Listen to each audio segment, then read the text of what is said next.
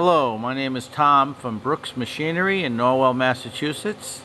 I'm going to do a demo this morning on a Hurco VM10 milling machine with the Ultimax control with Winmax. The purpose of this demo is to show you how easy it is to take a DXF file into the machine and then to use a couple options to help program the part. One of them is called Ultipocket, which is a option used for programming odd-shaped pockets and pockets with islands in it.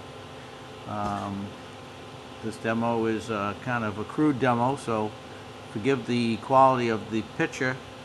I'm going to start off by going into my control and asking it to read a DXF file. I load the DXF file up on the screen, and I'm going to zoom up on my part a little bit so I can see it better. And at this point, the 0 is in the correct spot, but if it wasn't, I could actually go into parameters and ask it to move my 0 and move my 0 to a different spot on the print. Next, I'm going to start picking the features that I want to either drill or mill. I'm going to start off by asking it to build a data block. I'm going to drill a couple of holes, so I pick holes, and now it's asking me to select the points that I want to drill, so I'm going to pick this hole over here and this hole over here and say accept.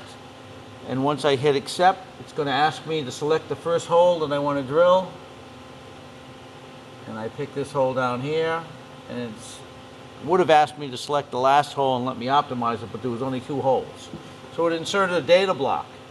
So at this point, I can go into part programming and I give it some Z information.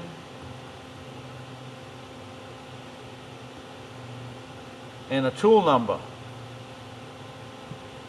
I'm going to pick my 875 drill, and when I hit draw, you can see it draws 2 holes for me. Okay, I'm going to continue with my DXF file, and I want to mill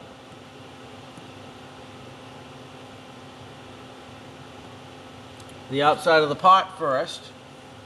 So I'm going to exit and pick milling, and I'm going to mill lines and arcs. So I select over here and pick the contour, and I want to climb mill, and the arrow is going down counterclockwise, so I hit the reverse button and it will make it go clockwise. And I say accept. At that point, it put a data block in, and I have to go back into part programming.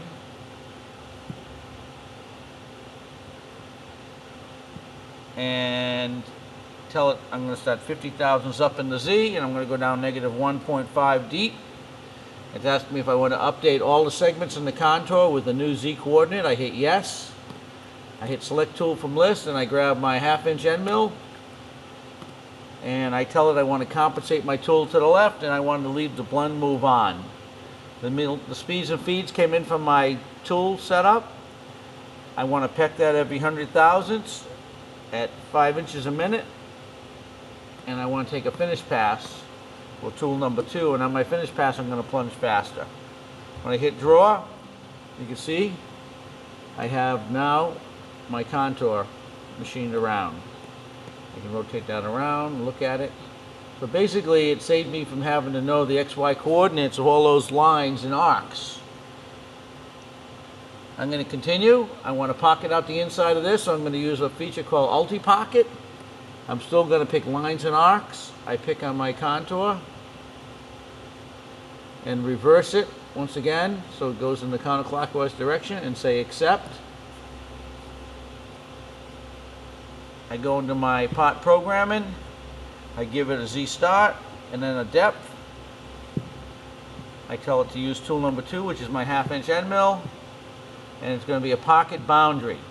And by telling it it's a pocket boundary, it will now clean out all the material inside the pocket. So there's all those XY coordinates got picked in one simple selection of the mouse. I'm going to continue again. I'm going to say lines and arcs and pick this contour over here.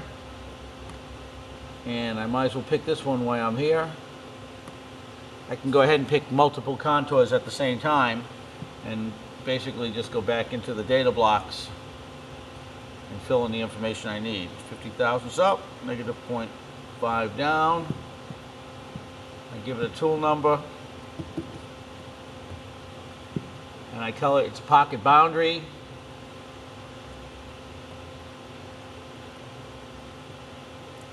And then I go to my next block, which also needs Z and tool information.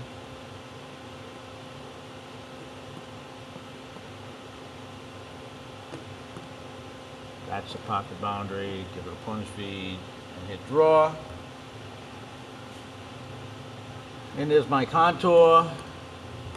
I can hit select view, all views, or I can go to my isometric view and I can rotate it around to somewhere where if I want to look at something close.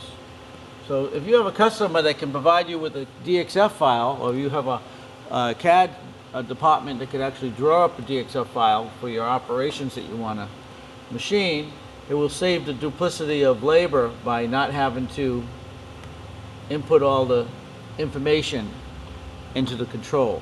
If I hit the review key, you can see that each contour has a bunch of lines and arcs in it. That first one had 29, the second one had 8, and the third one had 10. The fourth one had 11. So, you know, that was a lot of coordinates I would have had to put in, and I didn't do that because I used the DXF option on the Hurco control. Thank you. I hope you find this video informative and maybe help you in your decision on buying a Hurco milling machine.